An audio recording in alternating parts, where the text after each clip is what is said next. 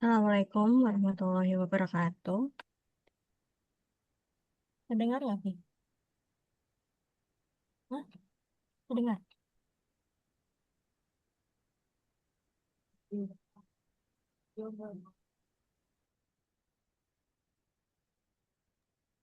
Tes, tes. Apakah suara saya terdengar?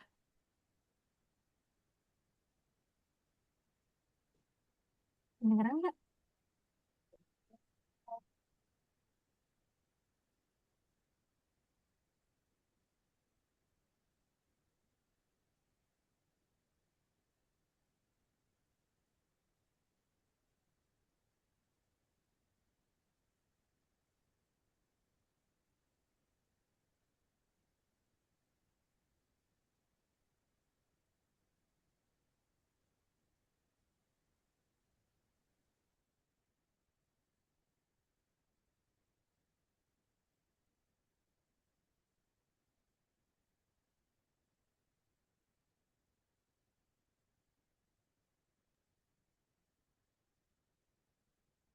Baik. Assalamualaikum warahmatullahi wabarakatuh. Selamat pagi, salam sejahtera menyertai kita semua. Salam, Om Swastiastu, Namo Buddhaya, salam kebajikan. Kepada yang terhormat, telah hadir di tengah kita Bapak Yusyono Anwar Supalal selaku Kepala Bidang Pengelolaan Sampah dan Limbah B3 Dinas Lingkungan Hidup DKI Jakarta.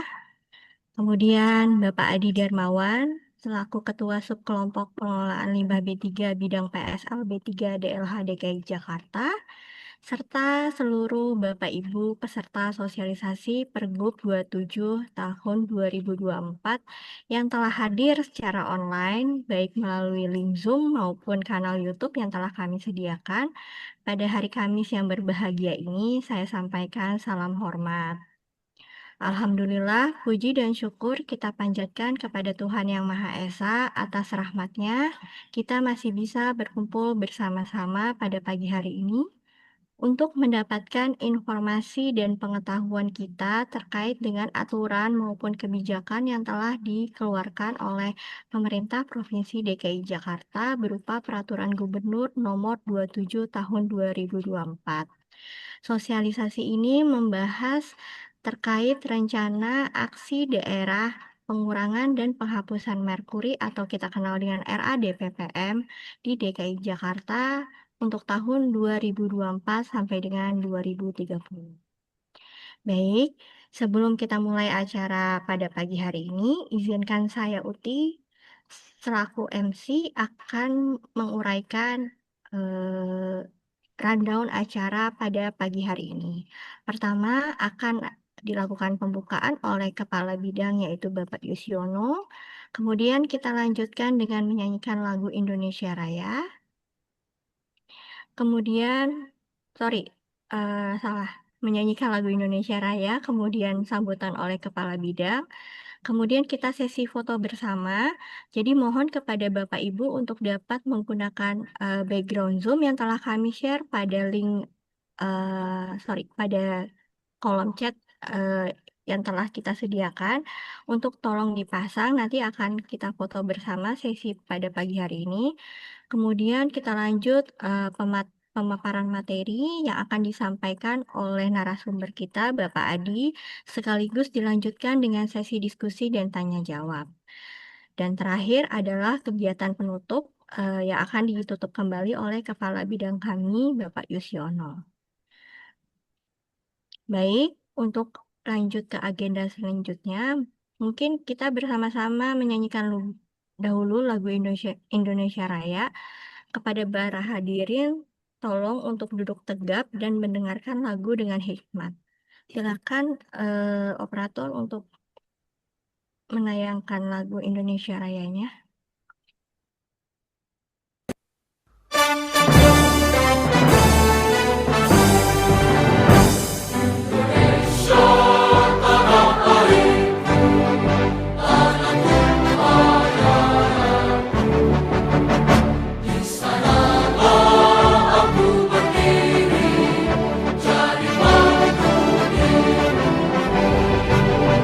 Indonesia kebangsaan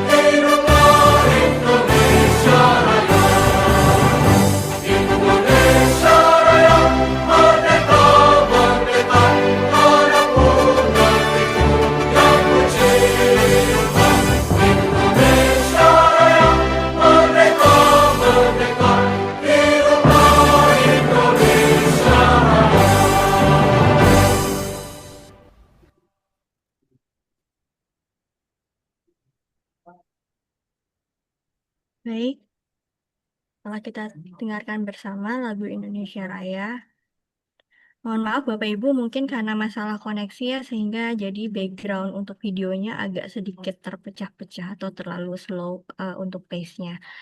Baik, selanjutnya eh, kita berikan waktu kepada Bapak Yusyono Anwar Sukalal untuk memberikan sambutan atas kegiatan sosialisasi pada pagi hari ini. Baik, kepada Pak Yusyono, kami persilahkan. Suara saya terdengar, Mbak Uti, mohon izin. Ya, terdengar jelas Pak. Baik, mohon izin Bapak Ibu sekalian. Bismillahirrahmanirrahim. Assalamualaikum warahmatullahi wabarakatuh. Salam sejahtera untuk kita semua. Pertama-tama saya aturkan kepada yang terhormat Kepala Dinas Kesehatan Provinsi DKI Jakarta atau yang mewakili, Kepala Dinas Perindustrian Perdagangan Koperasi Usaha Kecil Menengah Provinsi DKI Jakarta atau yang mewakili, kemudian Kepala Suku Dinas Kesehatan di 5 kota administrasi dan 1 kabupaten administrasi Kepulauan Seribu, Kepala Suku Dinas Perindustrian Perdagangan Koperasi Usaha Kecil Menengah, 5 kota administrasi dan 1 kabupaten administrasi Kepulauan Seribu, dan yang saya hormati para Kepala Suku Dinas LH di 5 kota administrasi dan 1 kabupaten administrasi Kepulauan Seribu, Bapak Ibu perwakilan dari bidang-bidang di Dinas Lingkungan Hidup Provinsi DKI Jakarta, dan yang saya hormati Pak Adi Darmawan, Kasubkol Pengelola Limbah B3 Dinas Lingkungan Hidup Provinsi DKI Jakarta, dan khususnya saya aturkan kepada yang terhormat para perwakilan dari pelaku usaha atau manufaktur dan fasilitas pelayanan kesehatan Fasiankes di wilayah Provinsi DKI Jakarta yang sudah hadir dalam kesempatan pada pagi hari ini. Baik, mohon izin Bapak Ibu sekalian, terlebih dahulu marilah kita panjatkan puji syukur kehadirat Allah Subhanahu wa Ta'ala, Tuhan yang Maha Esa, atas rahmat dan karunia-Nya karena kita dapat hadir pada hari ini di acara sosialisasi Peraturan Gubernur Nomor 27 Tahun 2024 tentang Rencana Aksi Daerah Pengurangan dan Penghapusan Merkuri tahun 2024 sampai dengan tahun 2030, serta upaya pengurangan merkuri pada manufaktur dan penghapusan merkuri pada fasilitas pelayanan kesehatan atau Fasiankes. Hadirin yang berbahagia, seperti kita ketahui bahwa merkuri merupakan logam berat yang sangat berbahaya bagi kesehatan manusia maupun bagi lingkungan. Dan paparan merkuri dapat menyebabkan gangguan sistem saraf, kerusakan ginjal, serta masalah pada sistem pernapasan dan kardiovaskular. Pencemaran merkuri telah menjadi isu global yang mendorong lahirnya Konvensi Minamata, yang mana Indonesia telah menandatanganinya. Itu konvensi tersebut dan dituangkan dalam Undang-Undang Nomor 11 Tahun 2017. Sebagai tindak lanjut, pemerintah Indonesia menerbitkan Peraturan Presiden Nomor 21 Tahun 2019 tentang Rencana Aksi Nasional, yaitu tentang pengurangan dan penghapusan merkuri atau biasa disingkat itu adalah RANPPM, Rencana Aksi Nasional Pengurangan dan Penghapusan Merkuri. Peraturan ini mewajibkan pemerintah daerah untuk menyusun rencana aksi daerah sebagai turunan dari rencana aksi nasional tersebut, sebagai bagian dari komitmen pemerintah daerah mengurangi dan menghapus penggunaan merkuri. Dalam hal ini adalah pemerintah daerah Provinsi DKI Jakarta. Dan pemerintah Provinsi DKI Jakarta telah menetapkan Peraturan Gubernur DKI Jakarta Nomor 27 Tahun 2024 tentang Rencana Aksi Daerah Pengurangan dan Penghapusan Merkuri tahun 2024 sampai dengan 2030. Jadi inilah sebagai bentuk komitmen pemerintah daerah melaksanakan rencana aksi nasional yang telah ditetapkan oleh pemerintah pusat, di mana dalam implementasinya pemerintah daerah juga harus turut untuk berkontribusi dalam penerapannya. Dan berdasarkan lampiran Pergub nomor 27 tahun 2024 ini, terdapat atau ditetapkan target pengurangan emisi merkuri pada bidang prioritas manufaktur, yaitu industri yang menggunakan bahan-bahan bakar yang mengandung merkuri seperti dan target penghapusan alat kesehatan bermerkuri seperti termometer, sfigmomanometer, kemudian dental amalgam dan lain sebagainya, yaitu yang ada di bidang prioritas kesehatan. Selain itu, pada lampiran pergub ini juga diuraikan mengenai strategi kegiatan, indikator capaian, instansi penanggung jawab. Jadi di sana Bapak Ibu sekalian telah ditetapkan ada strategi ya. Selain dari target yang ditetapkan, di sana juga ditetapkan strategi. Kemudian kegiatan apa saja yang akan dilaksanakan untuk melaksanakan strategi dan mencapai target tersebut, serta indikator capaiannya. Jadi indikator capaiannya itu seperti apa, dan yang lebih penting lagi ada instansi penanggung jawab untuk melaksanakan strategi tersebut dan instansi pendukungnya. Jadi inilah target-target yang nanti akan dicapai dalam penerapan rencana aksi daerah ini tahun 2024 dan 2025. Sedangkan untuk target jangka panjangnya ditetapkan sampai dengan tahun 2030. Sebagai tindak lanjutnya terhadap pelaksanaan RAD PPM ini, perlu dilakukan pemantauan evaluasi serta pelaporan pastinya. Jadi pada saat ada suatu strategi, ada suatu kegiatan, ada suatu target yang akan dicapai, maka peran penting dari pemantauan dan evaluasi inilah yang akan membuktikan bahwa kita sudah melaksanakan pengurangan maupun penghapusan merkuri di Provinsi DKI Jakarta. Yang mana berdasarkan Peraturan Menteri LH dan Kehutanan tahun 81 nomor 81 tahun 2019 tentang pelaksanaan Perpres 21 2019 tersebut, bahwa hasil pemantauan, evaluasi dan pelaporan tersebut disampaikan dalam atau melalui sistem informasi motivasi Merkuri. Jadi sistem ini sudah disiapkan oleh pemerintah pusat, dalam hal ini oleh Kementerian Lingkungan Hidup sekarang, bahwa laporan hasil pengurangan atau penghapusan merkuri itu akan disampaikan melalui atau dilaporkan melalui sistem informasi motivasi merkuri ini. Dan berdasarkan beberapa hal yang kami tadi sampaikan, Bapak Ibu sekalian, bahwa Dinas Lingkungan Hidup Pemerintahan DKI Jakarta melalui Dinas Lingkungan Hidup pada kesempatan pagi hari ini, kami ingin menyampaikan bagaimana terkait dengan pengaturan yang diamanatkan di dalam Pergub nomor 27 tahun 2024 ini, yaitu tentang rencana aksi daerah tadi ya, pengurangan maupun penghapusan merkuri dari tahun 2024 sampai dengan tahun 2030, serta upaya-upaya baik itu pengurangan maupun penghapusannya. Dan ini kami lakukan dari Dinas Lingkungan Hidup ini adalah sebagai langkah untuk implementasinya. Jadi dalam implementasi dari rencana aksi daerah, baik itu pengurangan maupun penghapusan merkuri tersebut, diharapkan melalui kegiatan ini perangkat daerah terkait dan kemudian para pengelola Fasiankes maupun para pelaku usaha manufaktur di wilayah Provinsi DKI Jakarta pertama dapat mengetahui apa yang diamanatkan di dalam Peraturan Gubernur Nomor 27 Tahun 2024 ini, dan kemudian mengimplementasikannya rencana aksi untuk di lingkungan masing-masing, sehingga target yang ditetapkan di dalam peraturan gubernur ini kita bisa capai bersama. Dan oleh karenanya dalam sosialisasi ini kami mengundang para pemangku, baik itu dari stakeholder, para pemangku kepentingan di lingkungan Pemprov DKI Jakarta, kemudian dari para pelaku usaha maupun dari pengelola Fasiankes yang ada di Provinsi DKI Jakarta. Pada kesempatan ini saya mengucapkan terima kasih kepada seluruh stakeholder, Bapak Ibu yang telah berkenan untuk hadir pada acara sosialisasi ini, dan pastinya dukungan aktifnya dalam penerapan peraturan gubernur ini nantinya.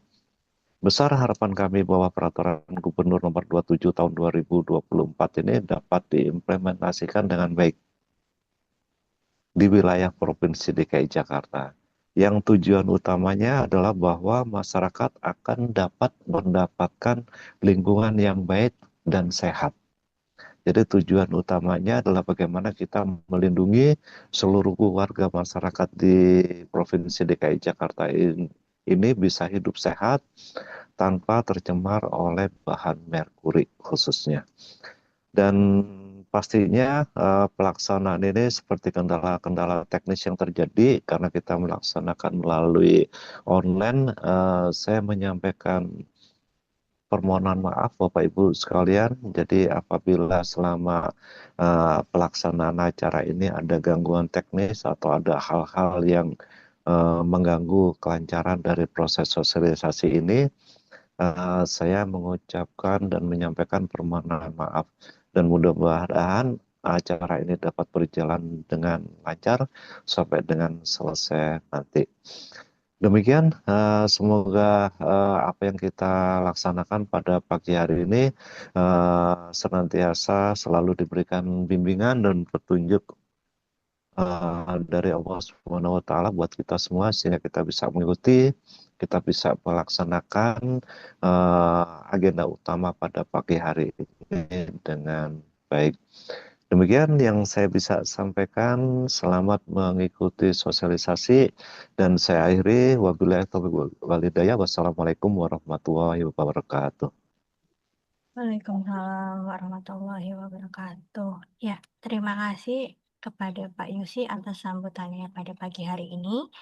Baik, sebelum melangkah ke acara penyampaian materi terkait Pergub 27 2024, saya meminta mohon atau bantuan kepada Bapak Ibu untuk membuka atau men-on-kan kameranya karena akan ada sesi foto bersama Bapak Ibu untuk dokumentasi kegiatan pada pagi hari ini.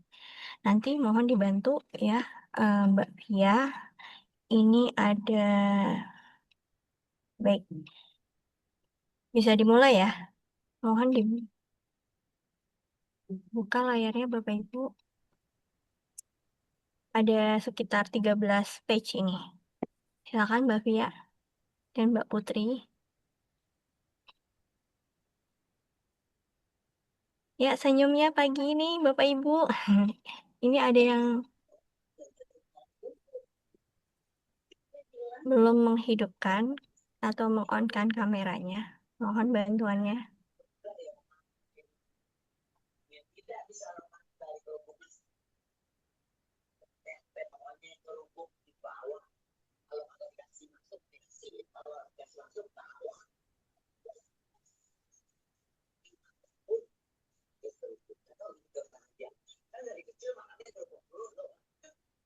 Udah? Oh, belum.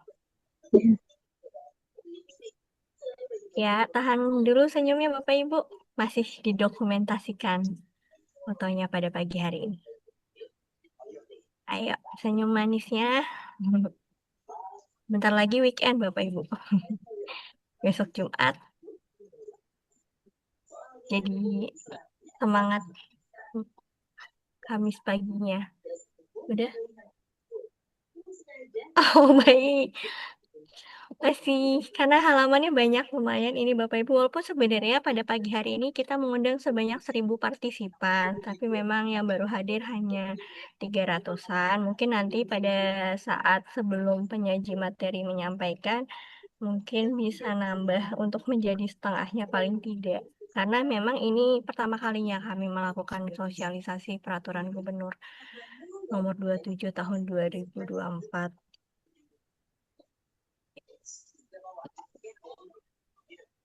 Sudah Mbak Putri? Iya, nanti dipanggil ya.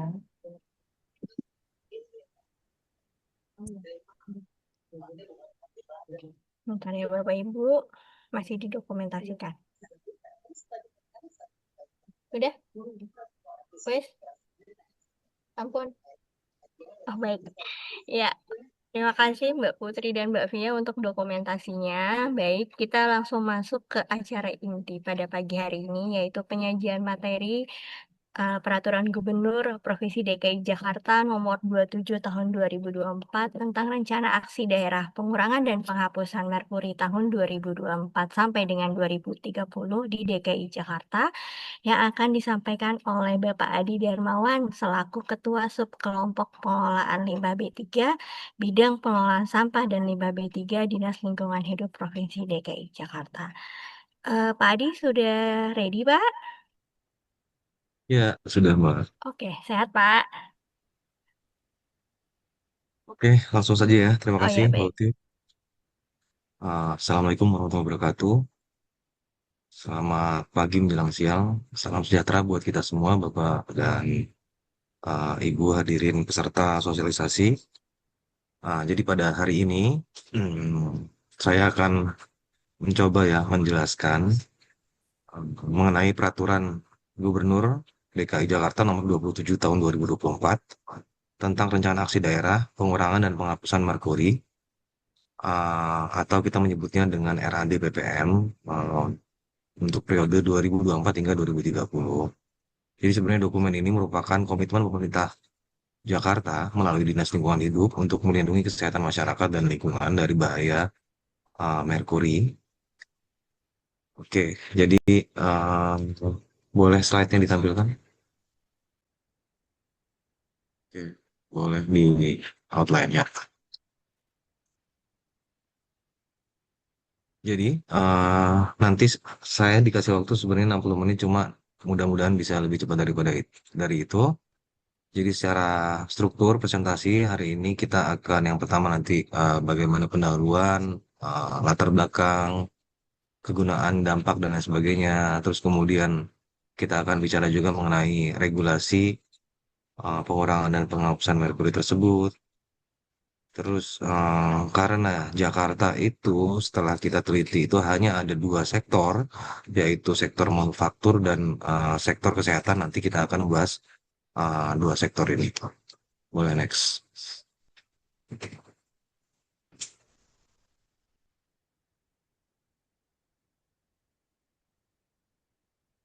Nah, sebenarnya apa sih merkuri itu ya? Jadi sebenarnya merkuri itu adalah salah satu logam berat, gitu kan, dengan simbolnya Hg. Kalau zaman dulu mungkin di SMA yang IPA kita belajar gitu kan. Um, atau hidragirum atau quicksilver ya. Nah, ini sebenarnya macam-macam gunanya gitu kan, berbagai aplikasi seperti termometer, lampu, baterai, tapi merkuri ini juga mempunyai sifat yang toksik, persisten dan bioakumulatif. Jadi dia juga dapat berpindah ya di ruang udara gitu. Terus kemudian juga dapat mengancam ekosistem dan kesehatan manusia. Jadi sebenarnya kalau kita melihat hal yang sederhana kayak termometer itu, tapi kalau termometer itu bahannya masih pakai merkuri, itu sebenarnya bisa menjadi bom waktu bagi kita semua. Makanya ini juga bawahi bahwasanya penggunaan merkuri ini adalah sesuatu yang urgent, yang mesti kita pengelolaannya mesti kita sikapi dengan bijak. Next. Nah, tadi jadi eksposurnya merkuri itu uh, bisa lewat udara, terus kemudian lewat makanan dan minuman, terus juga bahkan bisa terserap ya melalui kulit. Beberapa pajanan akut yang bisa terjadi yaitu kerusakan paru-paru, terus gangguan abdominal, fungsi ginjal dan lain sebagainya. Terus juga yang bersifat kronis itu juga ada sistem saraf pusat juga bisa um, terkena. Next. Nah, untuk memberikan perspektif global, mari kita lihat kondisi dunia terkait merkuri. Nah, waktu itu pernah terjadi tragedi Minamata di Jepang sekitar tahun 1950-an. Nah, pencemaran di teluk ini menyebabkan kematian sekitar 120 orang dan 800 orang yang sakit dengan biaya pembersihan yang lumayan ya, USD Iya. 359 juta selama 14 tahun. Itu memang mungkin usaha untuk pembersihannya itu membutuhkan biaya yang besar dan waktu yang lama. Terus kemudian juga ada kajian dari UNEP tahun 2001 menyimpulkan bahwa merkuri itu dapat menimbulkan ancaman serius secara global sehingga memerlukan tindakan internasional. Nah, tahun 2009 eh, jadi ada Komite Negosiasi Internasional yang akhirnya waktu itu menandatangani Konvensi Minamata oleh 92 negara pada tahun 2013 dan ini semua menunjukkan bahwasannya Merkuri itu adalah isu bersama dan Indonesia juga telah bergabung di dalam konvensi ini. Next.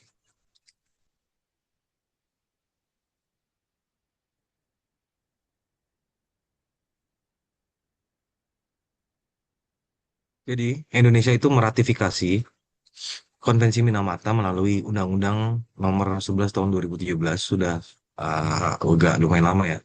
Jadi tujuan sederhananya, namun sebenarnya ini sangat mendalam ya, yaitu melindungi kesehatan manusia dan lingkungan dari emisi merkuri antropogenik. Jadi mandatnya itu nanti akan mencakup pembatasan pasokan, perdagangan, produk yang mengandung merkuri, proses produksi, tambangan emas skala kecil, emisi limbah lahan terkontaminasi, dan aspek kesehatan.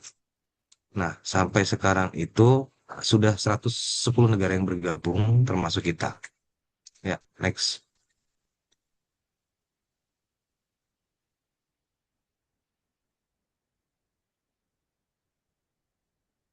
Nah, di sini sebenarnya coba kita uraikan beberapa regulasi mengenai merkuri mulai dari undang-undang hingga akhirnya di level daerah atau di level lokalnya itu ada pergubnya. Jadi kalau Undang-Undang Lingkungan Hidup itu memang induknya adalah di UU 32 2009 tentang WPLH, terus kemudian tadi ratifikasi kita di dalam UU 11 2017. Nah, kita juga punya RAN, jadi ada rencana aksionalnya mengenai pengurangan dan penghapusan merkuri. Kemudian juga diatur secara teknis pelaksanaannya di Permen LHK.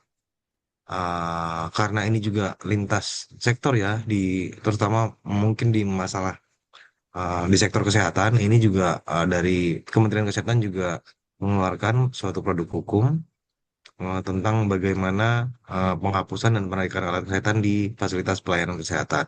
Nah, ini saya rasa yang kami undang juga lebih banyak mungkin dari sektor kesehatan nih gitu, karena manufaktur itu seingat saya itu cuma ada 11 entitas di Jakarta gitu. Terus kemudian juga nah terakhir terbaru kita menerbitkan dulu nih tahun 2024 dan baru pada saat ini kita punya kesempatan untuk melakukan sosialisasi dan sosialisasi ini juga merupakan suatu milestone ya di dalam uh, rencana strategi kita gitu kan. Nah, kenapa baru sekarang gitu sedangkan ini terbitnya di tahun 2024. Itu juga sebenarnya setelah proses yang agak lumayan panjang, seingat saya ini di akhir 2024 dan memang di 2025 ini kita ada rencana untuk melakukan Monef sehingga ini kita barengkan dengan proses Monef tersebut. Next. Nah, secara nasional dimulai dari tahun 2017 gitu ada arahan Presiden untuk menghentikan merkuri di pertambangan rakyat. Nah, kemudian di akhir 2017 tersebut disusunlah tadi Perpres RAN PPM dan kemudian ada rapat koordinasi teknis yang dipimpin oleh Menteri LHK. Nah, di tahun 2018 ada suatu ratas yang kemudian di 2019 itu akhirnya terbit Perpres Rencana Aksi Nasional Pengurangan dan Penghapusan Merkuri. Nah, ini merupakan timeline yang secara nasional. Next. Secara umum, RAN ini adalah memperdomani untuk di level nasional untuk menteri yang memang secara sektor pekerjaannya itu terkait dengan beberapa sektor yang ada di penggunaan merkuri.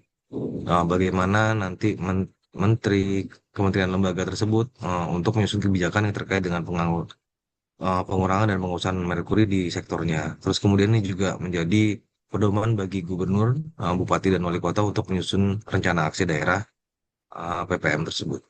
Next. Jadi kalau di em, rencana aksi nasional tersebut ada 4 bidang prioritas, yaitu eh, ini penambangan emas skala kecil (PSK), terus kemudian di sektor kesehatan, terus kemudian manufaktur dan energi.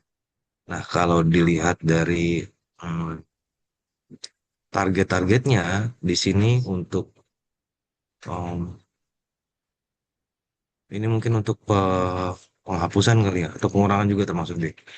Di manufaktur itu 50%, untuk energi 33,2%, di PSK 100%, di kesehatan 100%. Next.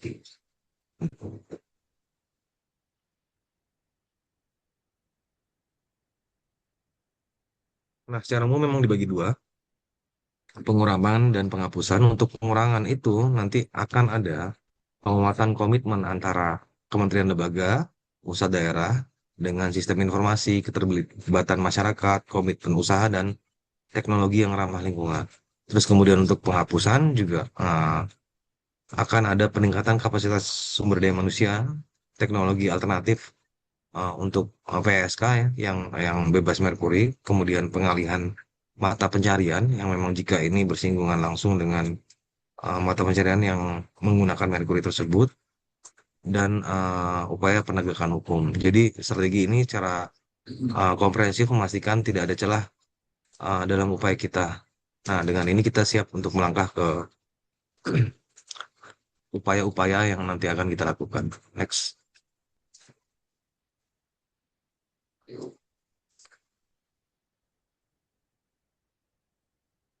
Nah, di dalam era yang tersebut diamanatkan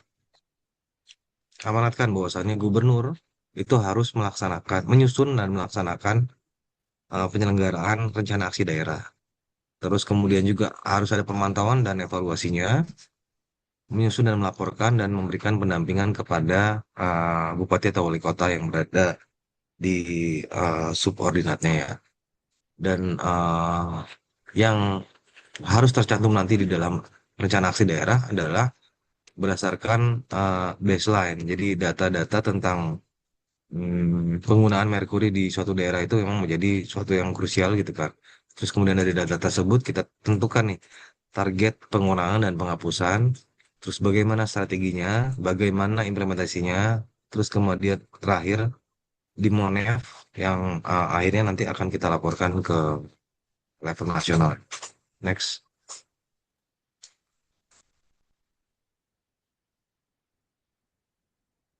Nah, P81 2019 dari KLHK ini juga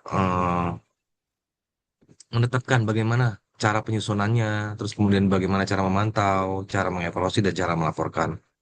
Jadi ini merupakan instrumen operasional yang langkah-langkah terhadap rencana-rencana tersebut bisa terukur dan efektif. Next.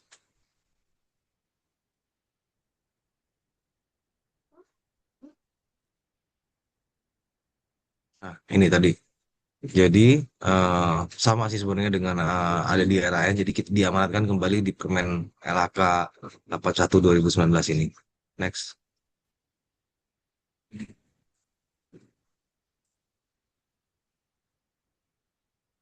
Nah, pelaporan ini juga menjadi elemen kunci ya dalam Permen LHK dan di Perpres 21 tersebut. Jadi nanti gubernur akan melaporkan pelaksanaan RAD PPM provinsi ke Menteri LHK setiap tahun. Sementara kalau untuk Jakarta ini mungkin di level kabupaten kotanya itu karena administratif itu semuanya nanti ada di provinsi. Nah, ini nanti akan ada dua yang akan dipantau, yaitu capaian pengurangan dan penghapusan. Jadi di pengurangan ini nanti eh, kita harapkan ada penurunan dari jumlah penggunaan merkuri, terus juga kita bisa melihat nih ketaatan dari usaha atau kegiatan yang memenuhi baku mutu lingkungan untuk emisi dan kasa. Nah, sedangkan di penghapusan ini juga kita akan memperoleh data jumlah dan atau jenis alkes yang tidak menggunakan merkuri, dan jumlah penggunaan merkuri dalam kegiatan PSK. Next.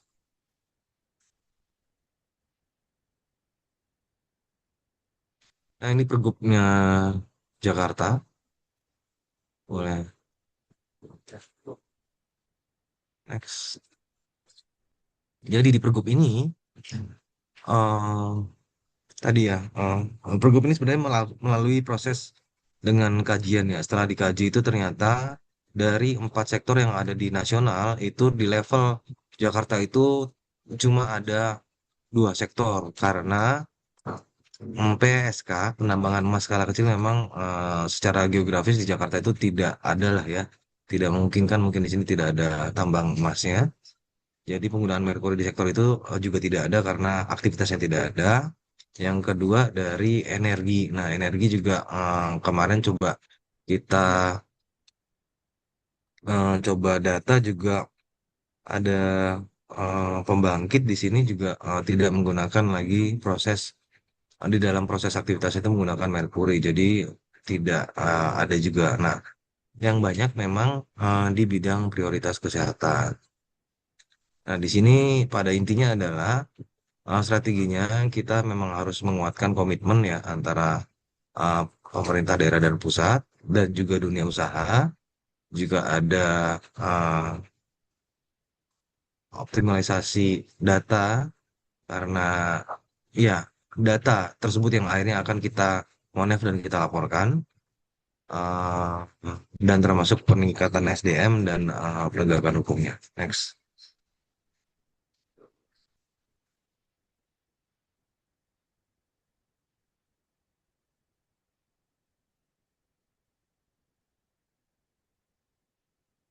Jadi kalau bisa dilihat di sini, jadi untuk pengurangan kita hanya ada di uh, bidang prioritas manufaktur. Tidak ada penghapusan di sini.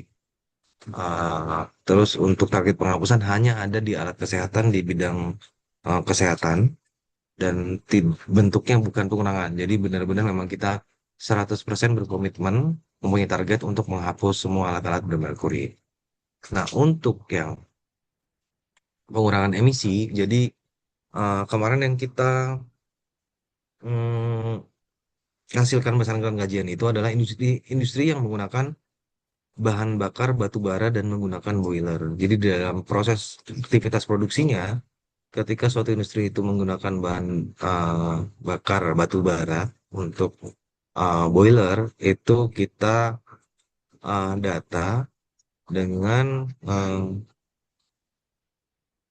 kita mempunyai suatu tool untuk menghitungnya. Jadi dari batu bara yang digunakan per tahun itu kita dapat menghitung jumlah emisi merkuri yang dikeluarkan. Terus kemudian kita targetkan penurunan emisinya. Nah, penurunan emisi ini nanti di belakang mungkin ada strateginya. Nah, jadi di tahun 2025 itu kita pasang target penurunannya 7% gitu. Nanti secara bertahap di tahun 2030 itu sampai dengan 50%. Terus untuk penghapusan alkes ini terdiri dari 3 jenis alat kesehatan yang bermerkuri. Yang memang ini secara nasional juga 3 jenis ini yaitu termometer, manometer, terus kemudian dental amalgam. Nah, dari sini kita lihat bahwasannya jumlah jumlah tersebut berdasarkan baseline kita sudah ada. Ini jumlahnya lumayan banyak ya. Dan setahu saya ini juga lebih banyak daripada yang tercantum di Rencana Aksi Nasional. Jadi dalam penyusunan Rencana Aksi Nasional itu juga tingkat kementerian atau di pusat juga melakukan pendataan untuk jumlah-jumlah em, yang melakukan penggunaan merkuri. Cuma kita coba data ulang pas kita menyusun RAD dan ini memang jumlahnya lebih banyak dibandingkan dengan yang tercantum di dalam RAD tersebut. Nah, di tahun 2024 kemarin itu kita mempunyai target mengurangi 25%. Terus kemudian di tahun ini sebenarnya 100%. Nah, di akhir tahun ini kita coba memanage kembali nih, apakah capaian kita sudah 100% atau seperti apa gitu loh. Tadi juga sudah saya sampaikan bahwasanya di depan ada peraturan Menteri LHK terbaru tahun 2025 ini juga karena waktu itu di RAN itu kalau nggak salah 2019 ya. eh, itu kita ada pandemi ya. Jadi memang progres itu sempat terhambat. Jadi nah di Permen LHK terbaru itu seingat saya adalah salah satunya mengamanatkan untuk ada apa ya pergeseran waktu nih. Jadi tadinya setiap entitas Pemda gitu kan dikasih batas waktu sebenarnya di tahun 2025 untuk penghapusan alkes itu semua selesai gitu. Cuma karena terhambat beberapa tahun yang lalu gitu, ini agak dipanjangin. Gitu. Next.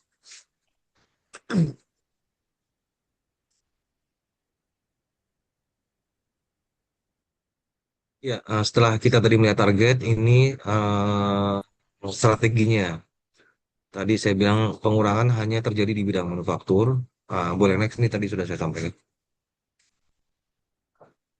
Nah, bagaimana cara menguranginya, mengurangi emisi dari boiler yang secara secara keilmuan juga memang penggunaan batu bara untuk boiler itu memang dapat melepaskan emisi merkuri gitu ya. Nah, jadi memang caranya adalah dengan mengurangi jumlah tonase batu bara yang dipakai, terus kemudian juga melengkapi instalasi boiler tersebut dengan EPC atau Air Pollution Control untuk mengendalikan emisi.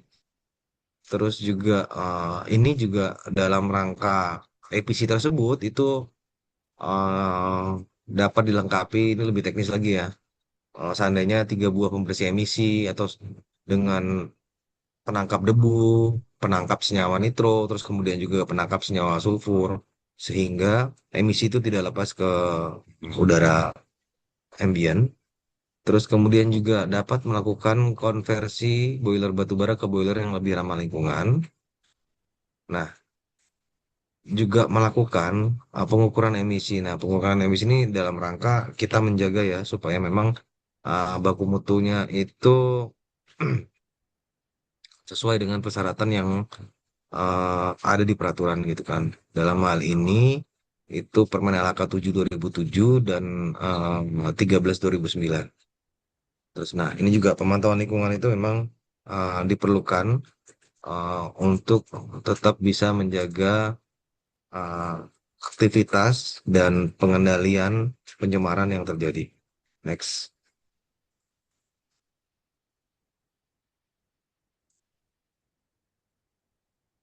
Nah, jadi untuk mencapai target tersebut, tadi ya, kita mengurangi secara bertahap kegiatan peredaran, penggunaan, dan pengendalian emisi. Nah, kalau di dalam konteks apa namanya manufaktur di Jakarta ini, itu kita memang lebih ke sini ya, lebih ke pengendalian lepasan merkuri ini. Terus kemudian juga kita jadi memerlukan nih nanti akan ada memerlukan data jumlah penggunaan batu bara. Terus kemudian juga kita akan melakukan inventarisasi. Ini sudah kita lakukan waktu itu, tapi apakah data ini bergerak atau enggak, memang kita perlu teliti lagi. Terus kemudian juga ada inventarisasi mengenai alat pengendali emisi yang ada di masing-masing instalasi boiler tersebut. Terus kemudian juga akan ada nanti survei dan uji petik kunjungan lapangan terhadap yang ada di Jakarta. Next.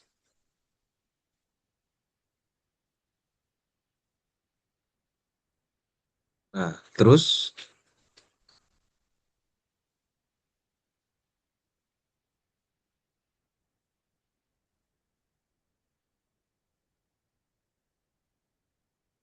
nah yang ini yang kita lakukan salah satunya sekarang kita sedang melakukan sosialisasi bagaimana tadi ya sudah kita sebutkan strateginya dalam rangka pengurangan merkuri di bidang industri tersebut. Nah, kalau memang seandainya ada nanti dari teman-teman industri juga yang mau share ke kami ya, bagaimana cara eh, di tempat Bapak Ibu tersebut dapat mengurangi lepasan emisi dari merkuri tersebut. Next.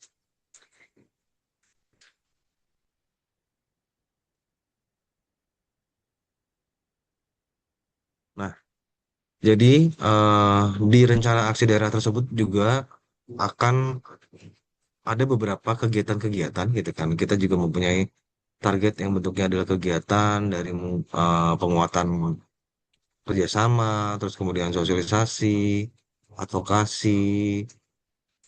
Sebenarnya kita juga berencana untuk melakukan peningkatan kapasitas SDM dengan adanya pelatihan, tapi ini mungkin belum bisa terlaksana gitu kan. Terus juga dalam rangka pengawasan juga ada memang dari tim bidang PPH kami yang mengikuti diklat gitu kan. Terus kemudian juga pengawasan dan pengendalian emisi dengan baik melalui pengawasan langsung maupun pengawasan tidak langsung melalui laporan dari Bapak dan Ibu. Next.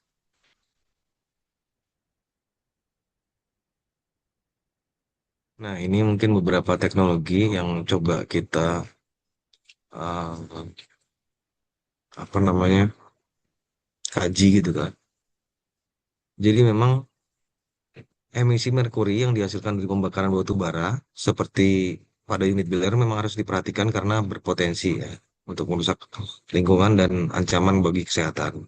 Nah, jenis merkuri yang diemisikan ke udara bervariasi dalam bentuk uap merkuri, oksida merkuri, dan partikulat. Jadi, uap merkuri itu juga mempunyai, ini tadi kan ada pertanyaan ya, bagaimana pengaruh kalau nggak salah di chat tadi, pengaruh pembakaran batu bara terhadap emisi merkuri gitu kan. Jadi uap merkuri itu tadi ya mempunyai waktu tinggal yang lama yang di udara sehingga bisa mencapai mungkin beberapa tahun gitu kan dan ini dapat menyebar karena di udara itu memang bisa terjadi dispersi gitu ya. Nah, ketika merkuri tersebut terdeposit di tanah atau air, ini juga dapat mengalami transformasi menjadi merkuri organik yang itu dapat nanti masuk ke rantai makanan juga. Next.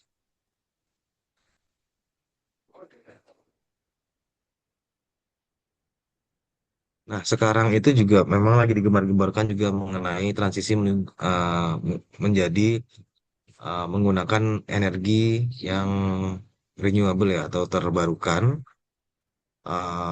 Ini juga di beberapa perusahaan itu juga ada yang menggunakan co-firing gitu. Jadi batu bara dicampur dengan biomass tertentu gitu kan. Ada juga yang dicampur dengan RDF dari sampah gitu sehingga memang yang pertama adalah mengurangi penggunaan batu bara karena batu bara itu ditambang ya.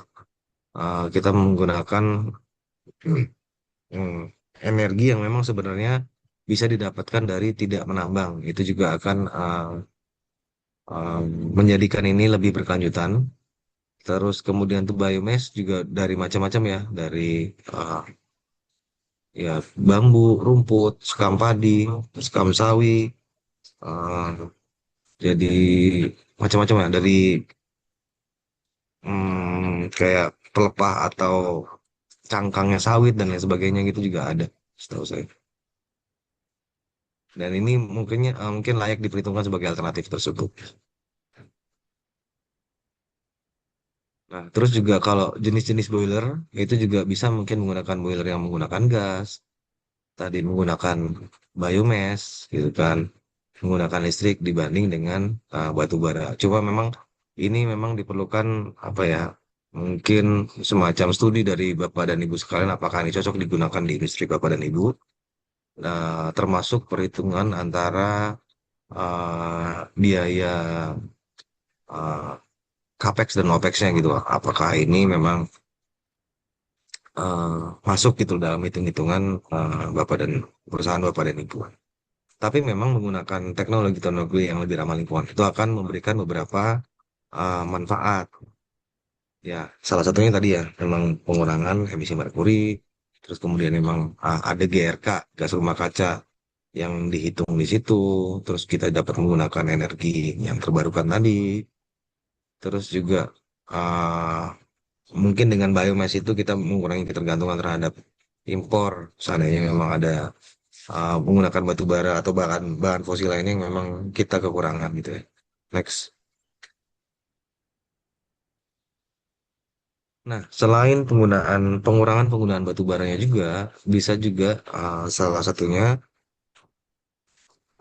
ini dua faktor ya yang akhirnya nanti akan menentukan berapa emisi yang dikeluarkan gitu kan. Jadi satu faktor adalah jumlah batu baranya, yang faktor kedua adalah tingkat efisiensi dari teknologi pengendali pencemaran udara ini. Jadi beberapa um, APC ini, Air Pollution Control ini dapat diaplikasikan di perusahaan Bapak dan Ibu yang menggunakan boiler tersebut, mulai dari electrostatic precipitation, dry scrubber, wet scrubber, cyclone, dust collector, dan lain sebagainya.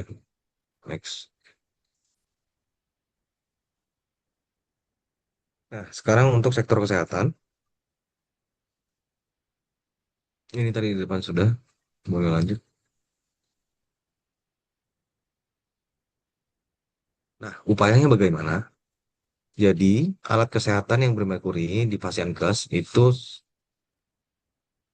tidak dapat lagi digunakan. Secara peraturan memang itu dilarang lagi untuk digunakan dan untuk sementara disimpan serta dilakukan penarikan ya. Jadi penarikan itu mungkin dari eh, lokasi satu ke lokasi lain dan kemudian disimpan. Dan ini juga dilakukan upaya penggantian alkes yang mengandung merkuri tersebut. Contohnya untuk termometer itu menggunakan termogan, termometer yang air raksa ya. Terus kemudian juga untuk tensimeter yang ada air aksanya menggunakan yang digital. Next.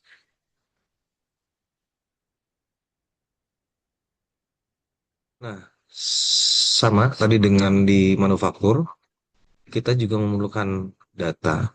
Kalau ini datanya lebih ke jumlah dari tiga jenis alkes yang ada di masing-masing Fasiankes Bapak dan Ibu. Jadi waktu itu kita bekerja sama dengan Kemenkes menggunakan data borangnya Kemenkes. Terus kemudian juga kita ada kuesioner yang diisi oleh Fasiankes dan Dinkes. Terus kemudian juga kita menerima laporan penarikan dan penghapusan alkes tersebut. Terus juga kalau ada laporan penggantian dari alkes bermerkuri menjadi alkes yang tidak bermerkuri, itu juga dapat memberikan data. Terus kemudian juga kita akan melakukan uji petik dan kunjungan lapangan dalam rangka Monef untuk capaian target ini.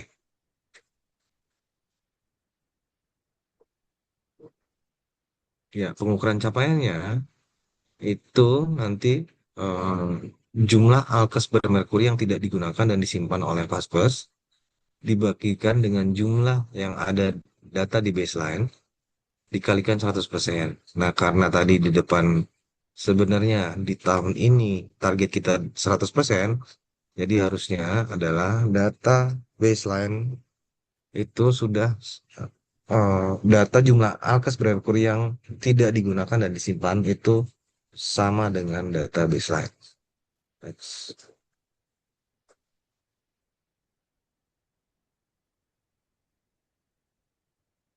Ya, ini sekarang kita melakukan sosialisasi pada Fasiankes. Kalau seandainya memang diperlukan juga, kita mungkin sosialisasi di level um, masyarakat, gitu kan. Terus kemudian juga tadi ya pengumpulan data dan informasi dan lain sebagainya. Next.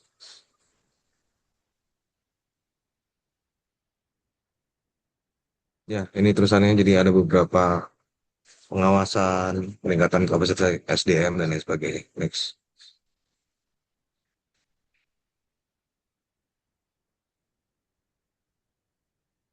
Nah, ini kita juga punya target selain target angka dari jumlah al 3 jenis alkes di masing-masing Fasiankes, juga kita punya kegiatan-kegiatan yang memang sebenarnya harus kita lakukan dan akan dimunaf juga. Apakah kita sudah melakukan uh, contohnya yang pertama adalah uh, sosialisasi. Nah, ini mungkin di tahun 2025 ini kita dapat checklist satu nih, bos. Ini kita sudah melaksanakan sosialisasi ke Bapak dan Ibu untuk di sektor kesehatan uh, dan seterusnya.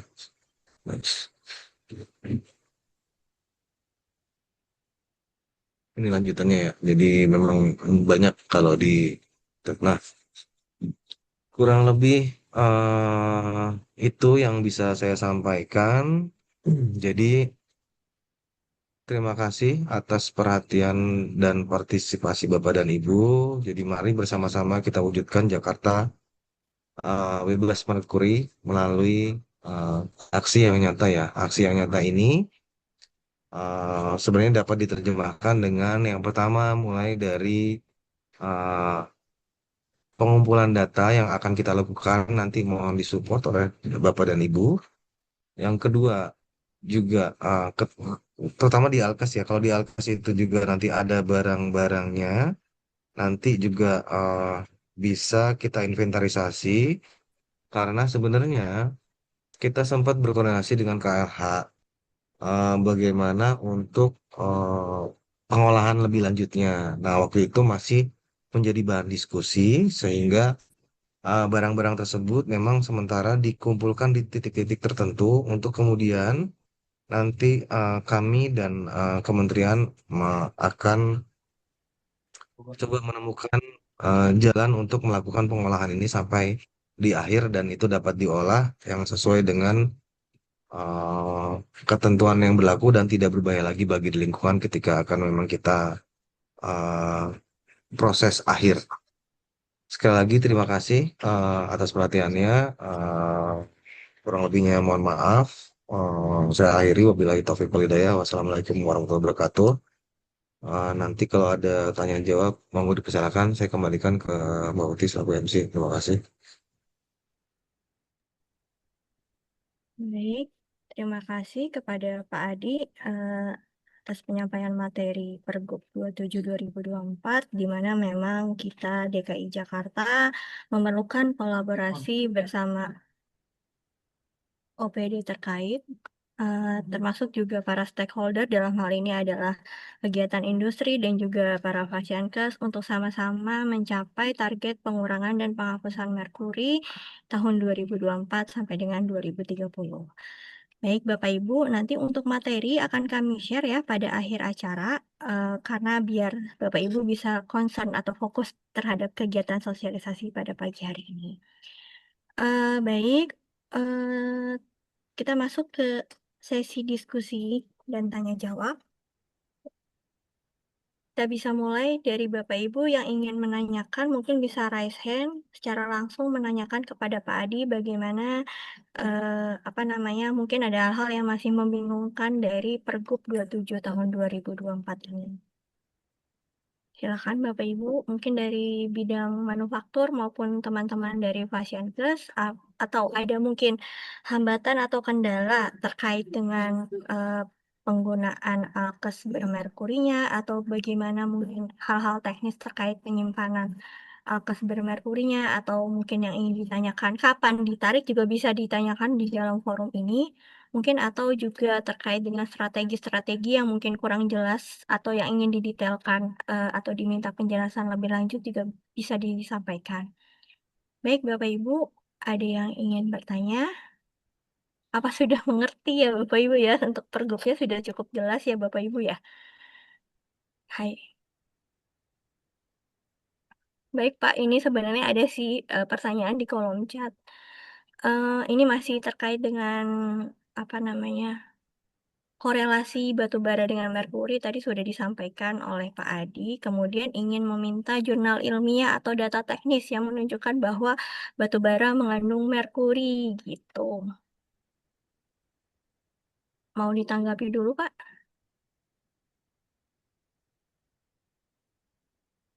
Ya, tadi sudah saya sampaikan di depan bahwasannya tahun 2000, ini kan di pergubnya itu 2024 ya. Jadi tahun 2023 itu sebenarnya kita ada kajian ya. Dari kajian itu juga, seingat saya juga kita coba untuk menggali eh, kajian-kajian ilmiah. Terus yang kedua adalah kita menggunakan namanya itu UNEP, eh, apa ya? Waktu ya saya lupa. UNEP UNEP, Toolkit. UNEP Toolkit, Pak, dari ya, UNEP Toolkit dari Dari PBB di ya bidang UNEP. lingkungan hidup. Itu sebagai acuan yang kita gunakan juga dari KLH ya, Pak. Karena sebenarnya isu bahwa si batu bara itu mengandung merkuri di dalam materinya memang sudah secara internasional terpublish ya, Pak. Kita juga akhirnya menggunakan acuan itu karena arahan KLH untuk menghitung emisi lepasan merkuri dari pembakaran batu bara itu ya, Pak. Ya, jadi UNEP itu adalah badannya PBB yang memang em, konsentrasinya di environmental protection gitu kan. Nah, di situ tadi saya sudah sebutkan bahwasanya sekarang cuma dua faktor yang akhirnya itu berkontribusi ya untuk eh, apa menghitung emisi yang dikeluarkan. Yang pertama tadi adalah jumlah tonase batu bara yang digunakan. Yang kedua adalah efisiensi dari air pollution control. Itu aja sih. Next. Mungkin maksudnya gini juga kali ya, Pak ya, kalau misalnya memang eh, pelaku usaha agak susah untuk mengkonversi sumber energinya, mungkin bisa dioptimalkan penggunaan IPC-nya gitu ya, Pak ya, dibandingkan harus mengkonversi power terlebih dahulu karena ini terkait dengan capek OPEC yang tadi Bapak telah sampaikan di penyajian materi. Baik, selanjutnya ini ada pertanyaan dari Siloam TBS, Pak, Ibu Mega atau Bapak ya, mohon maaf. Izin tanya Bapak Ibu, apabila pasien kan sudah nol merkuri untuk persiapan, apabila monitoring dari tim provinsi, dokumen apa saja yang perlu kami siapkan? Karena sepertinya film TBS sudah tidak menggunakan merkurinya. Mungkin Ibu Mega bisa ini Bu, apa namanya, on kamera atau bisa menyampaikan secara langsung. Kami juga ingin tanya-tanya nih, maksudnya di sini apakah memang tidak tersimpan lagi di area pasien Ibu atau memang sudah tidak ada sama sekali? Mungkin Bu Mega atau Pak Mega ini. Oh, belum bisa on mic. Baik, tapi di lokasi Vaskes sudah tidak ada ya Bu ya? Untuk alkas bermerkurinya kami ingin menjamin, oh ya udah sudah tidak ada Pak. Jadi kalau misalnya dapat kunjungan untuk tim provinsi, dokumen apa saja yang perlu dipersiapkan?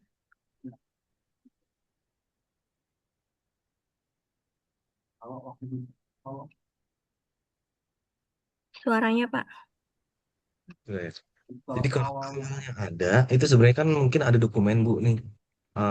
Dokumen apa ya, penarikan atau penghapusan alat tersebut. Kalau memang dulu awalnya di rumah sakit Ibu ada. Terus kalaupun eh, setelah itu juga mungkin setelah penarikan atau penghapusan itu juga ada, bisa mungkin dibuat semacam ya, gitu dari yang mengandung merkuri menjadi tidak bermerkuri. Nah ini sebenarnya tadi di eh, ada cara yang akan kita lakukan gitu kan untuk mendapatkan data tersebut. Paling itu sih. Jadi kita kalau mau lihat buktinya adalah bukti penarikan dan penghapusan atau ada kayak semacam laporan penggantian dari alkes merkuri menjadi alkes tidak bermerkuri tersebut. Gitu. Baik, terima kasih Pak Adi. Selanjutnya Bapak Ibu, apakah ada pertanyaan? Ini sepertinya sudah paham semuanya Bapak Ibu terkait dengan target kita di tahun 2024 sampai 2030. Mungkin gini Pak yang ingin saya tanyakan. Eh, Berarti kan ini sambil menunggu ya Pak, mungkin kita jadi diskusi dulu Pak sebagai pemantik. Mungkin ya Pak. Jadi jadi seperti ini Pak.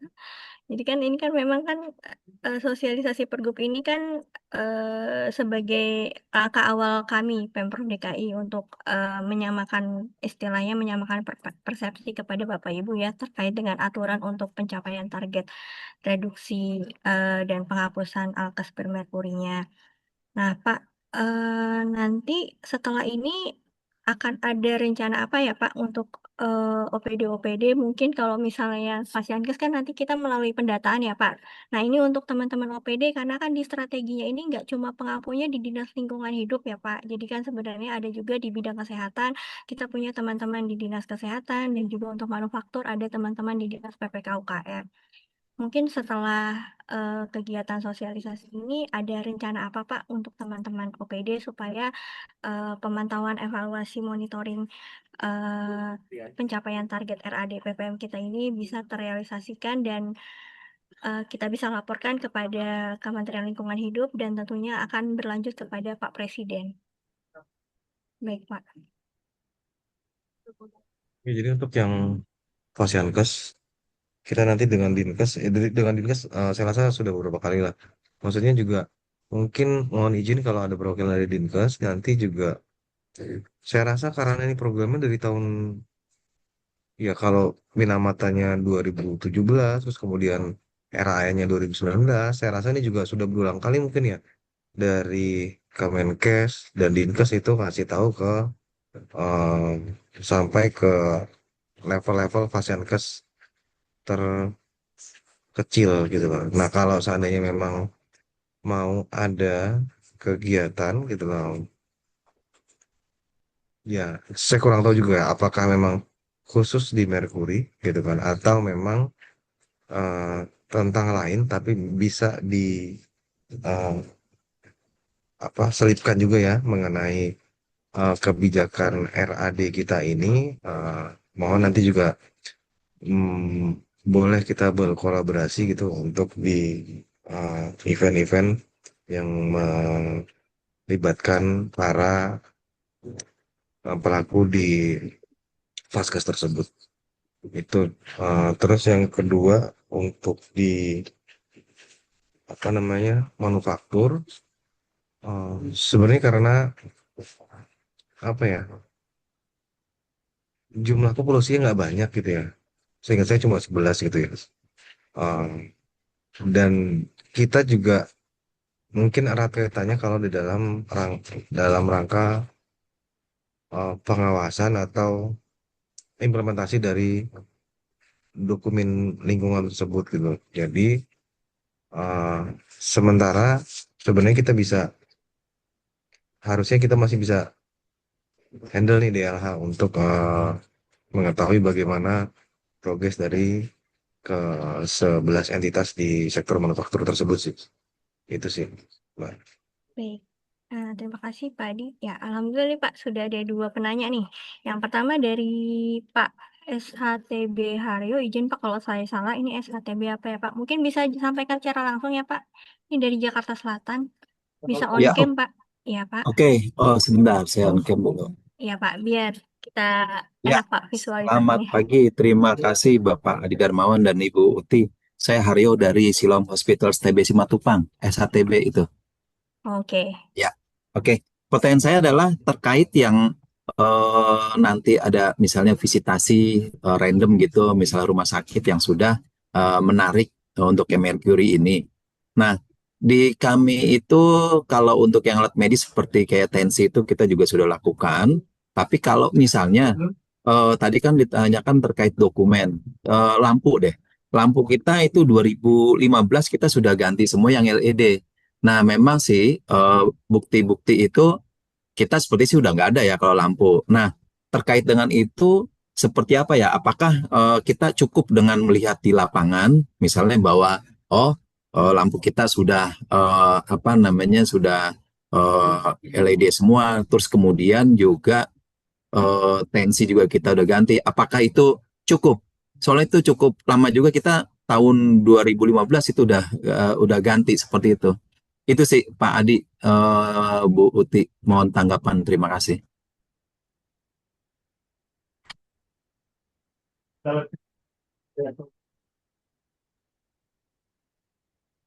Ya, terima kasih Pak Aryo. Jadi gini Pak, Ah, memang pada kesempatan setahu saya nanti sampai akhir tahun deh. Cuman periodenya mungkin sekarang sudah jalan nih sebagian teman-teman surveyor itu udah jalan. Yang pertama tuh kita punya tools Pak. Jadi kita sebenarnya pakai semacam kuesioner. Jadi kalau sorry, dari kuesioner tersebut itu memang nanti akan ada pertanyaan. Nah sebenarnya yang kami butuhkan adalah uh, sebenarnya semacam jawaban dari pertanyaan tersebut. Jadi kalau bunyinya memang data yang self claim itu sementara kami masih terima Pak. Tapi kalau ada dokumen pendukung ya monggo dipersilakan. Tapi seandainya itu da- uh, datanya itu klaim Bapak ya sementara itu kita keep dulu data tersebut gitu. Oke, baik Pak. Cukup menjawab. Terima kasih. Ya. Ya, paling ingin menambahkan dikit ya Pak. Tadi kan Bapak sebut terkait lampu TL ya Pak. Jadi kalau misalnya lampu TL itu kan memang eh apa namanya mengandung merkuri ya Pak. Cuma yang jadi concern di RAD PPM kita ini adalah di bidang kesehatan untuk penggunaan yang tensimeter, termometer, dan juga dental amalgam. Nah, untuk yang lampu TL itu kan ketika tidak digunakan kembali itu kan menjadi limbah elektronik yang artinya Bapak memang berkewajiban untuk menyerahkan kepada pihak ketiga yang memiliki izin atau kewenangan untuk melakukan pengelolaan limbah elektronik itu. Dan memang untuk yang lampu TL ini setahu saya terbatas ya Pak ya, nggak semua pihak ketiga punya kemampuan untuk melakukan pengelolaan lanjutan terkait lampu TR yang mengandung merkuri. Karena saat ini di Indonesia memang prosesnya masih menggunakan bulk emitter dan akhirnya didamping di landfill. Jadi nanti mohon Bapak tinggal menyeleksi pihak ketiga Bapak yang memiliki kemampuan untuk melakukan pengelolaan lebih lanjut untuk lampu TL-nya. Seperti itu, Pak. Jadi itu di luar dari konteks si RAD PPM ini ya, Pak. Baik, ini lanjut kepada Bapak di izin Pak ada di kolom chat nih Pak Adi dari Bapak Bobi Arpiansyah Putra. Wah, panjang sekali namanya. RSAR Cengkareng. Pak, saya mau izin bertanya, jika alkes bermerkuri sudah nol atau tidak ada untuk mengurus sertifikatnya seperti apa nih Pak? Jadi kayak menyatakan bahwa pasienkes tersebut sudah tidak menggunakan atau bebas alkes bermerkuri, apakah kita akan memfasilitasi mengeluarkan sertifikatnya seperti itu Pak, kurang lebih. Nah, sebenarnya kalau kemarin kan di awal itu kita ikut programnya KLH ya untuk melakukan penarikan atau penjemputan alat-alat alkes tersebut. Nah, waktu itu mungkin bentuknya adalah berita acara ya. Iya Pak. Bahwasanya, nah kalau seandainya sudah tidak ada dan lain sebagainya ini, ya ini jadi masukan Pak bagi kami Pak. Nanti akan kami konsultasikan dulu mungkin ke Dinkes ya Pak ya, uh, uh, selaku dan pembina pasienkes ya. iya. Mm-mm. Baik Pak, itu menjadi masukan untuk kami juga maksudnya. Baik, ada lagi Bapak Ibu. Ini Pak Masder, judulnya aksi nyata. Iya benar Pak, aksi nyata kita untuk melakukan pengurangan dan penghapusan merkuri. Ayo kita optimis ya Pak ya, kita bisa ya Pak. DKI Jakarta yang nantinya akan menjadi kota global tentunya harus menjadi contoh bagi provinsi di Indonesia gitu ya Pak. Baik Bapak Ibu, apakah ada pertanyaan kembali? Baik dari teman-teman. Oh Assalamualaikum. ya, Assalamualaikum. Waalaikumsalam Ya, dari Bapak. Dinas PPK UKM nih, Mbak. Ya, Bapak bisa on kamera, Pak. Saya Ya, belum ini. lihat Bapak. Ini. Ya, Eh, ya, oh iya, Pak. Pak Juanda ya, yang ya, monggo, Pak. ya, Mbak. Ya, begini, Mbak, ya, terkait dengan Merkuri ini, mungkin kan kita, kami Dinas PPK UKM kan membina sektor industri kan gitu, Mbak. Nah, memang masih ada sektor industri yang masih menggunakan bahan batu bara, kan gitu. Nah, mungkin dari pemerintah sendiri, mungkin dari Pemda DKI bisa memberikan intensif bagi mereka industri yang telah melakukan peralihan terhadap bahan baku untuk pembakarannya, kan gitu. Nah, selama ini saya lihat belum nih, belum kelihatan. Kalau yang lain, mungkin kita nanti ajak dari Dinas Pendapatan Daerah atau dari kebijakan pimpinan bagaimana nih? Apakah dimungkinkan mendapatkan intensif diberikan kepada perusahaan industri tersebut? Mungkin itu ya. Oh, Terima kasih. baik. Silakan Pak Adi tanggapannya, Pak. Ya, terima kasih Pak Juanda. Eh, yang pertama mungkin saya tanya tanya dulu Pak, kalau di mungkin yang Pak Juanda maksudnya sorry, ya. Kalau di sektor lain nih selain maksudnya di industri gitu kaitan dengan industri, cuma bukan kayak mereka berhasil melakukan sesuatu di bidang ini di bidang lingkungan ya, karena dia sebenarnya mengganti dengan sesuatu yang lebih ramah lingkungan sehingga mendapatkan insentif. Apakah ada nih di sektor industri ya, yang bidang lain selain lingkungan yang sudah ada insentif? Karena gini, sebenarnya ini adalah insentif itu dapat diberikan secara fiskal. Cuma balik lagi sebenarnya eh, di kami itu kadang-kadang repotnya adalah juklak jukmisnya itu memang harus dibuat dahulu gitu kan. Terus kemudian kalau bentuknya itu fiskal itu mau apa pengurangan pajak atau dan lain sebagainya gitu kan. Kalau non fiskal gitu seandainya mungkin ada ya penghargaan tertentu gitu atau bantuan dalam bentuk eh, apa ya? Biasanya kita kasih eh,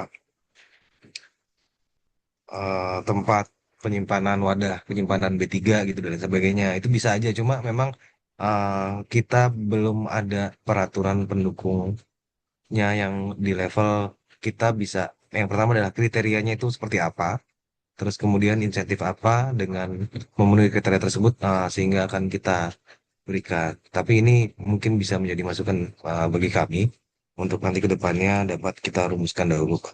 Izin. Ya benar, ya sebagai bahan diskusi benar nanti untuk pimpinan eh, mendorong sektor industri untuk tidak menggunakan lagi bahan batu bara kan gitu. Terima kasih.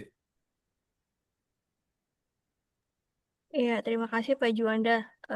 Memang ingin ini apa sedikit nambahkan juga jadi perlu dipertimbangkan juga mungkin ya Pak ya karena kan memang kalau berdasarkan data kita ya Pak ya dari kajian yang 2022 itu memang bukan baru sih hanya 11 sektor 11 perusahaan Pak. Jadi itu juga menjadi apa namanya bahan pertimbangan juga apakah insentif ini perlu disusun atau enggak berdasarkan hasil existing kondisi di lapangan untuk kegiatan manufaktur yang masih menggunakan batu bara, seperti itu.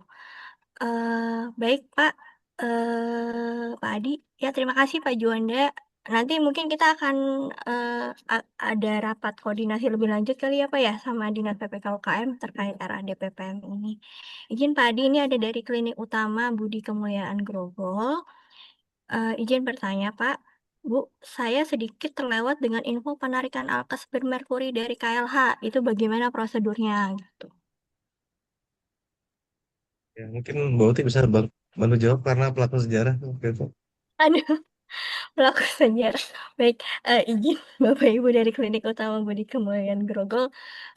Mungkin pada saat 2022 memang kan waktu itu kondisinya sangat mepet ya. Bukan mepet sih sebenarnya. Arahan untuk melakukan penarikan alkes bermerkuri itu atau tidak menggunakan alkes bermerkuri itu juga sudah lama, cuma memang pada saat itu KLH memberikan waktu spot yang sangat sedikit.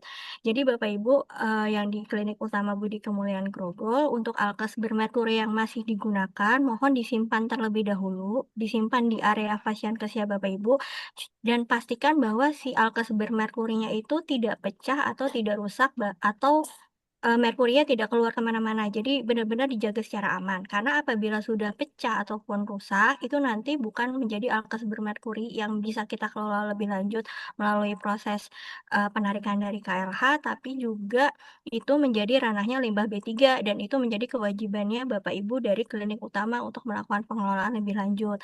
Jadi catatan pertamanya mohon itu disimpan dulu ya Bapak Ibu di Fasiankesnya, dilakukan pengemasan. Nanti bisa, dibaca juga Permen LHK nomor 27 tahun 2020-nya untuk bagaimana cara pengemasan yang baik dan pemberian simbol terhadap alkes bermerkurinya.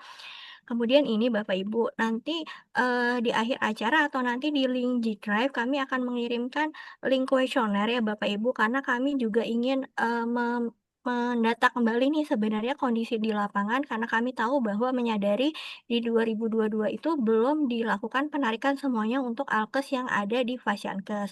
Makanya kami perlu pendataan, nanti mohon dibantu untuk mengisi kuesionernya untuk alkes bermerkuri yang masih ada dan kami minta bahwa alkes bermerkurinya sudah tidak digunakan lagi, tapi benar-benar disimpan di area Fasiankes Bapak Ibu ya. Mungkin Bapak Ibu bisa menyimpannya di ruang, khusus gitu ya, atau di ruang yang layak untuk disimpan dan tidak digabung dengan, limbah B3 ya, atau area penyimpanan limbah B3-nya. Jadi, kepada Klinik Budi Kemuliaan Grogol, jadi kami minta bantu pendataannya dulu ya, jadi tolong disimpan, kemudian nanti tunggu info selanjutnya. Syukur-syukur nanti dari KLH, melakukan kegiatan penarikan kembali, karena memang untuk penarikan alkes bermerkuri ini atau pengelolaannya secara, prosedur, penarikan alkes bermerkuri ini kita diberikan perpanjangan waktu ya Pak Adi ya, sampai dengan 31 Desember tahun 2030. Walaupun sebenarnya secara target di RAD PPM kita hanya sampai 2025.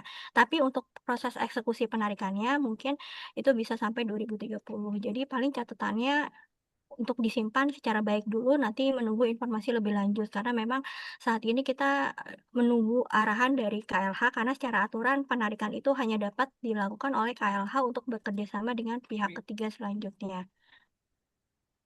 Baik Pak Adi, itu paling Pak yang bisa disampaikan. Jadi tidak apa-apa Kak disimpan di luar TPS B3. Jadi gini, disimpannya itu kalau bisa tidak bercampur dengan TPS limbah tidak di dalam TPS limbah B3 ya, karena apapun barang yang masuk ke yang terkontaminasi dengan limbah B3 itu akan menjadi limbah B3. Jadi Bapak Ibu bisa menyimpannya di dalam kontainernya terlebih dahulu ya. Maksudnya kan biasanya tuh dikemas secara kemasan primer sekundernya. Biasanya kan punya kemasan primer ya. Kemasan primer itu biasanya kemasan yang masih dari produknya, kalau misalnya tidak ada bisa menggunakan, kemasan penggantinya, itu bisa dibaca di Permen LHK 27 tahun 2020 secara detail ya. Kemudian disimpan secara baik, jangan sampai pecah, kalau pokoknya sudah pecah dan rusak itu masuk ke pengelolaan limbah B3. Jadi, disimpan dulu aja sampai menunggu informasi lebih lanjut, nanti kami akan berkoordinasi juga dengan teman-teman Dinkes yang ada di DKI Jakarta untuk proses penarikannya. Seperti itu Bapak Ibu. Jadi nanti kami data dulu. Pokoknya kami ingin, memetakan juga nih bahwa memang masih ada terdapat alkes bermerkuri di DKI Jakarta yang memang belum tertarik semuanya gitu.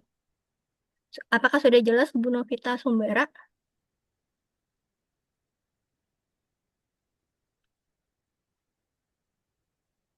Baik, apakah ada pertanyaan lagi Bapak Ibu?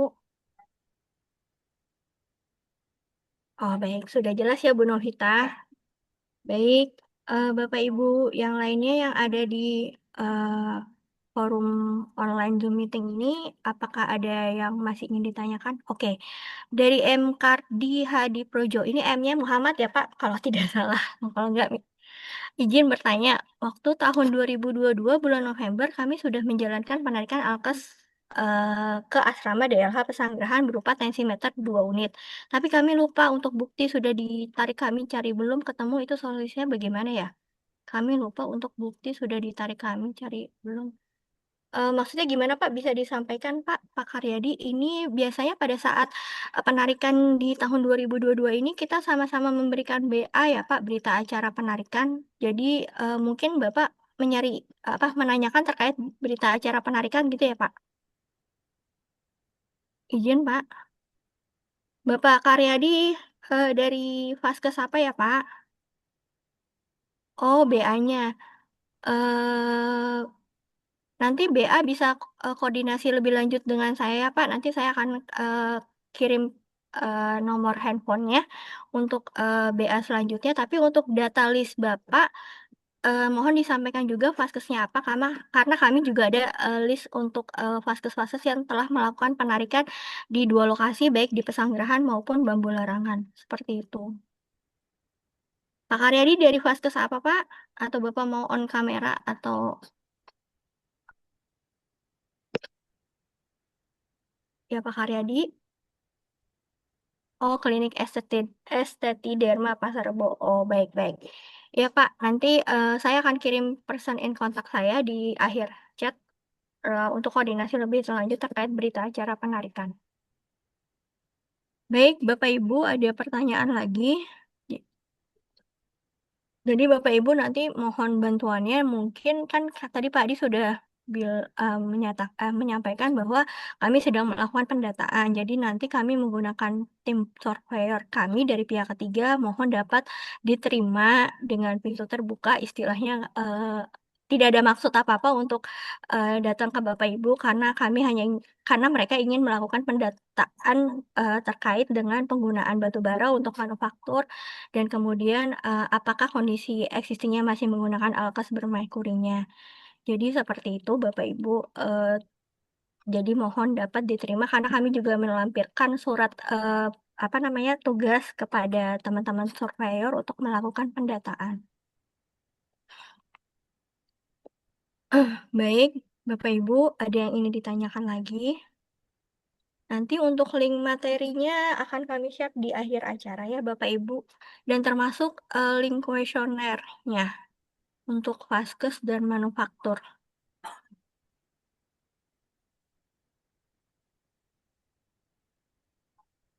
Walaupun sebenarnya yang teman-teman sedang lakukan dari tim surveyor itu akan datang secara langsung untuk vaskes yang menjadi baseline kami, pada saat penyusunan kajian, RAD PPM ini. Baik Bapak Ibu, gimana Pak Adi? Nggak ada yang mau nanya lagi, kita tunggu sampai jam 11. Tutup aja, Pak. Oh, tutup aja? Atau tidak perlu pemantik lagi ya Pak ya? Ya udah. Baik Bapak Ibu, saya hitung sampai 5. Ada pertanyaan lebih lanjut atau tidak? 1, 2, 3, 4, 5. Baik. Baik, waktu sudah menunjukkan hampir pukul 11. Izin Pak, akan ditutup oleh Bapak langsung atau Pak Kabit? Kayaknya ada agenda lain. Oh, baik.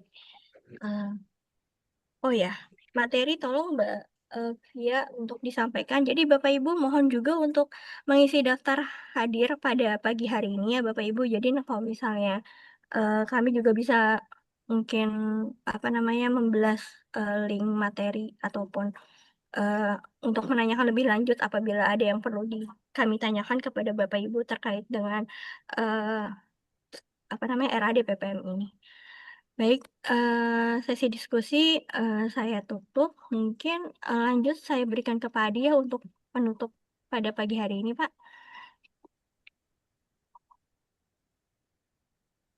Ya, baik. Terima kasih Mbak Uti.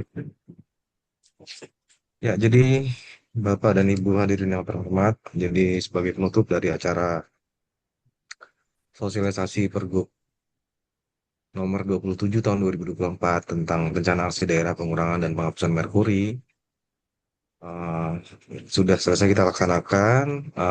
Saya sampaikan rasa syukur dan apresiasi yang mendalam. Terima kasih kepada seluruh hadirin yang hadir dan juga tim di balik layar yang menyelenggarakan acara ini dan juga sudah menyempatkan untuk hadir dan berkontribusi di dalam diskusi hari ini. Jadi kehadiran Bapak dan Ibu ini ya salah satu bentuk komitmen bersama untuk melindungi kesehatan masyarakat dan lingkungan dari bahaya merkuri sebagaimana sudah kita bahas tadi mulai dari latar belakang, target, strateginya di dua sektor tersebut di Jakarta. Nah, jadi memang ini bukan hanya sekedar penyampaian informasi ya, tadi disebutkan juga aksi nyata gitu ya. Memang kita sudah bergerak gitu di tahun 2022 kita sudah bergerak. Nah, di tahun ini sebenarnya juga di tahun kemarin itu kita sempat berkoordinasi dengan KLH jika memang akan ada penarikan lagi oleh KLH itu jadwalnya seperti apa. Bahkan kami waktu itu berinisiatif kalaupun nggak ada lagi jadwal penarikan dari KLH, apakah eh, provinsi bisa melakukan hal tersebut karena memang secara kewenangan setahu saya memang awalnya itu ini hanya bisa dilaksanakan oleh kementerian. Nah, waktu itu kita sempat bersurat dan sebenarnya kewenangan tersebut mungkin bisa didelegasikan. Nah, tapi memang kita memang butuh untuk diskusi ulang dan karena ini juga ada kaitannya dengan pengajuan kegiatan dan anggaran dan sebagainya gitu. Sekali lagi, saya ucapkan terima kasih atas kehadiran dan partisipasi Bapak dan Ibu. Semoga acara ini membawa manfaat bagi kita semua. Kurang lebihnya saya mohon maaf. Saya akhiri. Wabillahi taufiq wal hidayah. Wassalamualaikum warahmatullahi wabarakatuh. Mungkin nanti untuk Waalaikumsalam kuesioner warahmatullahi bisa wabarakatuh. disampaikan lagi oleh Mbak Uti dan link materi. Terima kasih. Terima kasih Pak. Izin live Pak. Berikut materi dan link Jigsaw untuk mendata bagi festival masing menggunakan atas Merkuri.